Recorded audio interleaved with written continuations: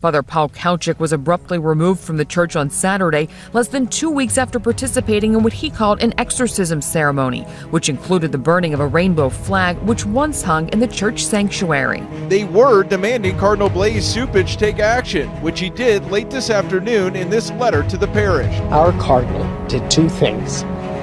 He stood with gay and lesbian people. Stuff like that makes a mockery of the practice of the faith have to be destroyed. Evil needs to be dealt with. A priest defies church leadership and burns an LGBTQ flag. Was told not to go ahead with plans posted in the bulletin to burn a rainbow pride flag that once hung in the church's sanctuary. The Archdiocese released a statement saying church leadership had contacted this pastor before, telling him he shouldn't burn the flag, but he did it anyway. Two vicar for priests in the vicar for priest office. They totally acted outside of any normal juridical process. Police would be called, and I would be forcibly removed from Resurrection Parish. So, Montalbano's gay vestments were destroyed by me in the fire pit. That pastor, Daniel Montalbano, would eventually be found dead in his rectory, hooked up to an electrical homemade masturbation device.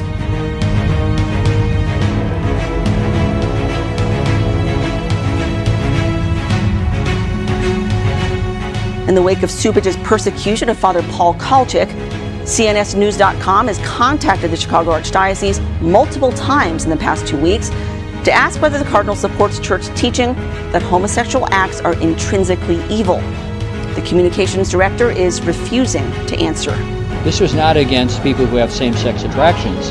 In fact, we're very sensitive to the fact that they have suffered discrimination.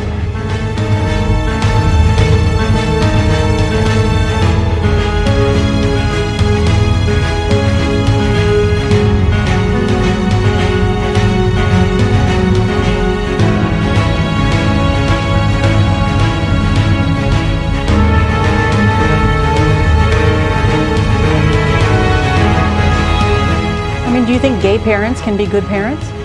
I think there are people not only who are gay, but many single people are good parents. I didn't want anybody using this debate to in any way demean or denigrate people who have same-sex attraction. The point that they're trying to make is that the child abuse problem we have is due to homosexuality.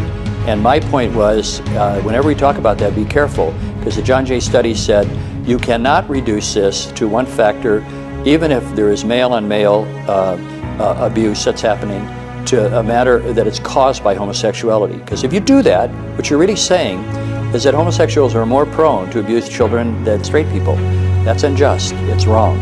If someone is in a gay relationship, should they be able to have any leadership positions within a local parish? I think that if a person is in in any kind of relationship that does not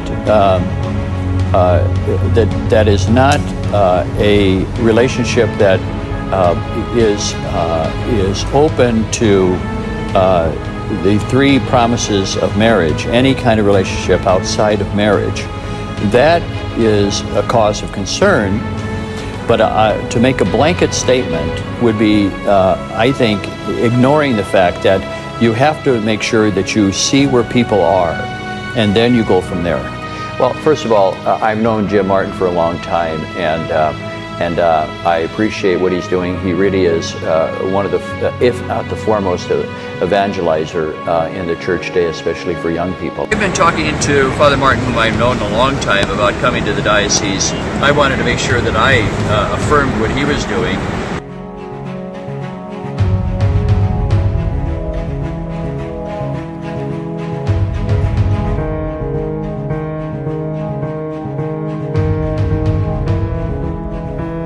Cardinal Blaž Ćupić is welcoming an actively gay masseur to lead an LGBT gathering in his archdiocese. Father Michael Gieman, a member of the religious order known as the Servites and head of the Priory for Our Lady of Sorrows National Basilica in Chicago, is operating a monthly homosexual meetup. On social media, the priest calls himself a gay masseur who does, quote, man-to-man body work. He's a member of several gay meetups, including Men Cuddling Men and Nude Yoga Chicago, among many others. Following the synod, because I want to get some clarification on that. It specifically deals with gay couples and whether they are eligible, so to speak, that may be the wrong term, to receive communion in the Catholic Church. When people are in good conscience, working with a spiritual director, come to a decision that they need to follow that conscience. That's the teaching of the Church. And so in the case of people receiving communion in situations that are irregular, that also applies. The question then was, does that apply to gay people? And my answer was, they're human beings too. They have a conscience. They have to follow their conscience. They have to be able to have a formed conscience, understand the teaching of the Church, and work with the spiritual director and come to those decisions, and we have to respect that. So when you say we cannot politicize the communion rail, you would give communion to politicians, for instance, who support abortion rights? I would not use the Eucharist, or as they call it, the communion rail, as a place to have those discussions, or a way in which people would be either excluded from the life of the Church. The Eucharist is an opportunity of grace and conversion. It's also a time of forgiveness of sins. So my hope would be that that grace would be instrumental in bringing people to the truth. It doesn't sound, though, like the type of thing where a bishop or a priest would be turning somebody away at the altar when they come forward for communion. Well, I think that when people come for communion, it's not up to any minister who's distributing the Eucharist to make a decision about a person's worthiness or lack of worthiness. That's on the conscience of those individuals. You attended the Second Synod on the Family and were very active in the discussions that led to the document the Pope issued, Amoris Laetitia. When that document came out, you called it a game changer. Why was this document from Francis a game changer? He's trying to get people to have the freedom, interior freedom in their life, to take responsibility for their life as they move forward. That is a game changer. Pope Francis offers in Amoris Laetitia a new way of relating to the families, to the lives of families today, by introducing a new set of hermeneutical principles. These principles of interpretation, 6 in all, force a paradigm shift. This represents a major shift in our ministerial approach that is nothing short of revolutionary. It can no longer simply be said, he notes, that all those in any quote-unquote irregular situation are living in a state of mortal sin. All of this represents an enormous change of approach. The Synodal Church accompanies families by balancing teaching and learning. But the accompaniment also is an act of forming church teaching. What it does is it really asks people to have an adult spirituality. It does put the responsibility on each individual, rather than an outside authority telling people what to do as though they were children. Their decisions of conscience represent God's personal guidance for the particularities of their lives. In other words, the voice of conscience, the voice of God, what Newman called the aboriginal vicar of Christ, could very well affirm the necessity of living at some distance from the Church's understanding of the ideal.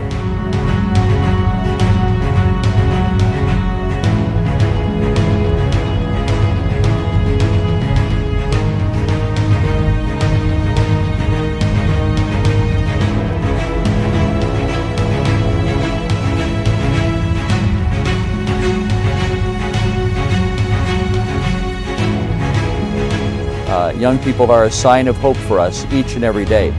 That is coming out very strongly in the Synod discussions that we had.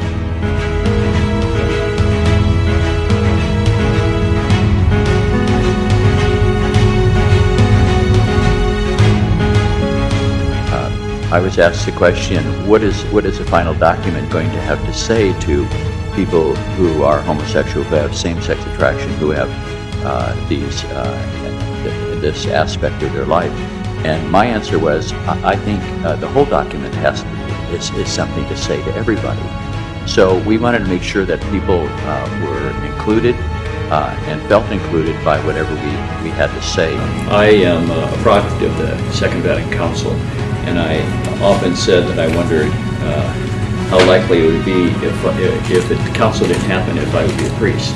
But I can tell you this, that I was excited by the council, and I don't think that I would have been a priest if it were not for the Second Vatican Council. To say now, I've been a priest, I was ordained in '75, and lived through the aftermath of the council in many ways. I was in the seminary right after the council, and then I was a priest right after the council. So for me, I've never gone off course in terms of the values of the council. I've always tried to live them.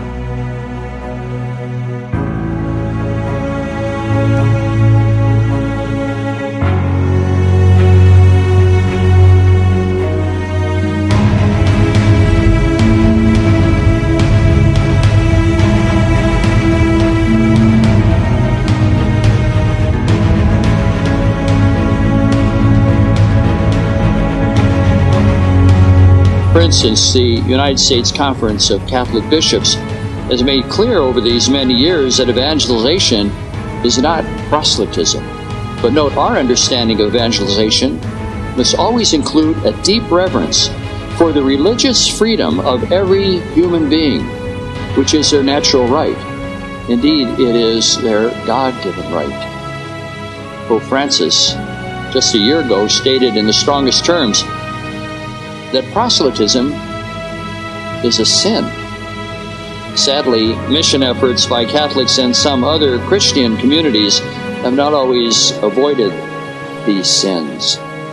Still others, and even in our day, deception is found in the presentation of Christianity to others.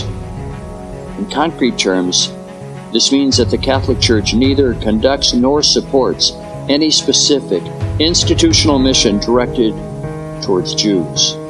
But I was just at the iftar with the Muslim congregation for Ramadan. He went into areas in which Christians could not go safely. He went into a mosque, prayed with the Muslim people, and then he invited the Muslim imam to come to the cathedral for the opening of the Holy Door for the Jubilee year.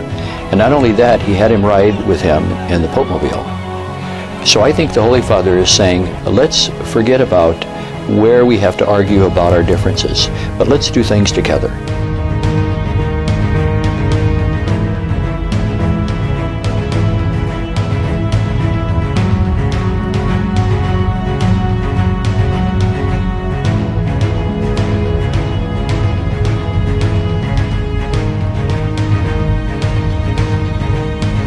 My hope and prayer as you continue this wonderful work in this prayer breakfast in the years to come, that you will continue to return here.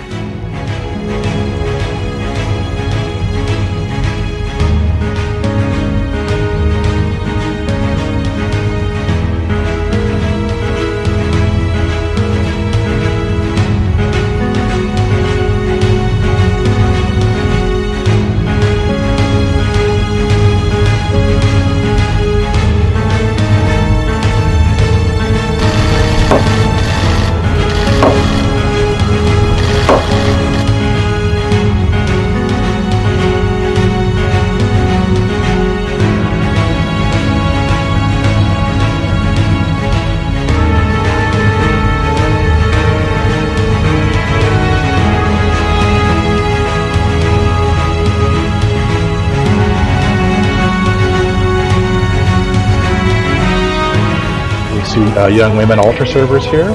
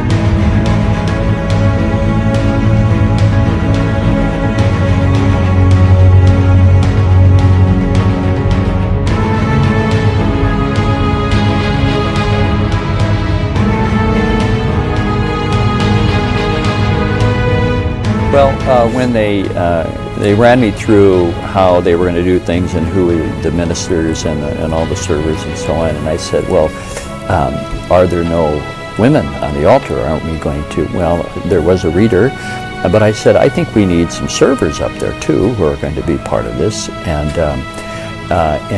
there was a great openness to doing that. But I have to tell you, I have 5 sisters, and they would have had my head if I didn't do something like that. And they were there, were they not, or many of them? All of them. We have collapsed orders, ordination, and power together too firmly. And I think we need to have more representative voice of women in the decision-making in the life of the church. The Cardinal says 80% of parish workers are women.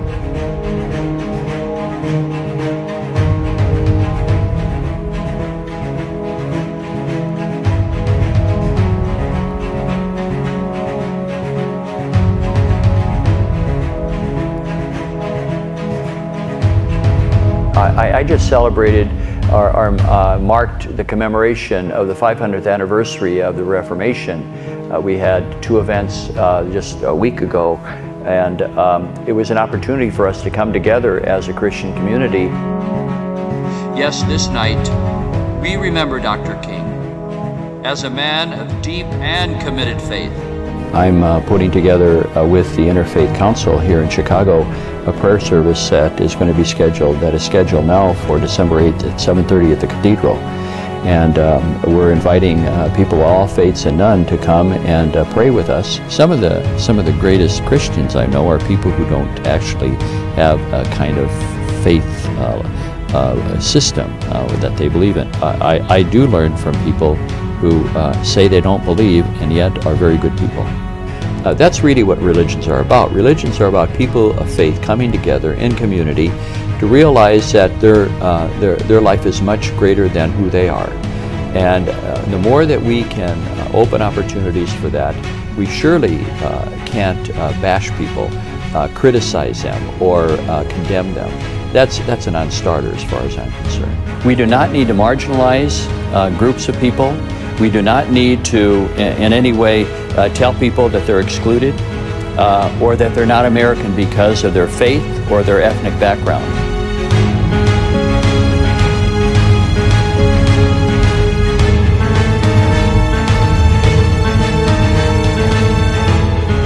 One church official now in the crosshairs is Cardinal Donald Wuerl, whom the grand jury accused of shielding 32 predatory priests when he was Bishop of Pittsburgh. There are calls for him to step down. Do you think he should? He's a man of good conscience, and so I will leave that to him.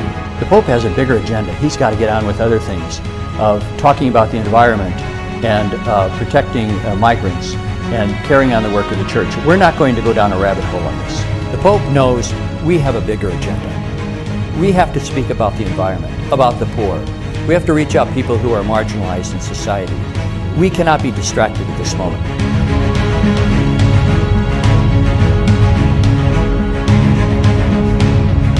Contraception, is it time to reassess for the church its stand on birth control? Well, I think what we're hearing, especially from the Pope and so on, is that the teaching of the church with regard to openness to life and marriage, there is a constant. It's one of the promises that are made at the time of marriage. But at the same time, we have to realize that people do struggle with this issue, and we have to accompany them. We have to look for a way in which we help them in their journey of faith and be patient with them. That's what the Pope has asked us to do, to be pastoral to people who are in various situations of raising children and trying their best to raise children. It is a matter of these high-powered weapons that are so easily accessible that anybody seems to be able to have. National, federal gun bans only get you so far. There's a lot of money in this. This is about money. It's not about guns. It's about people making money. The Pope clearly identifies the ecological crisis as essentially a spiritual problem. The rupture of the relationship between humanity and the planet is an ecological sin that requires repentance and a firm purpose of amendment. And quite frankly, they also don't like him because he's a Latino, and that he is bringing Latino culture into the life of the church, which we have been enriched by. And I think that that's part of all of this too. But I think that the Holy Father is charting an important new direction for the life of the Church. One that is working at decentralization in the Church. The Cardinals called for it. That is especially so as I now follow two great predecessors, Cardinal Bernardine and Cardinal George, both intellectual and spiritual leaders, but most of all, pastoral men, who both have been models of faith and trust in God and having to deal with serious illnesses as they valiantly continue to shepherd the people of God.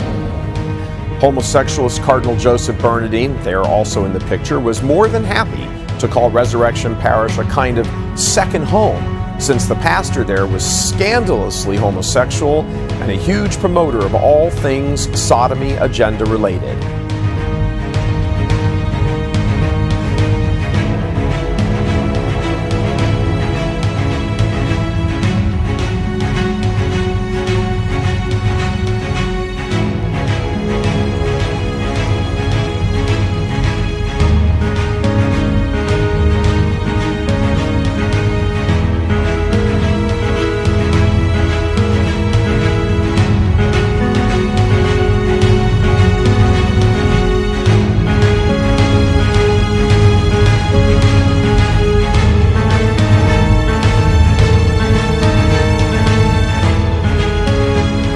Like Pope Francis, Archbishop Ćupić considers himself a pastor first and a theologian second.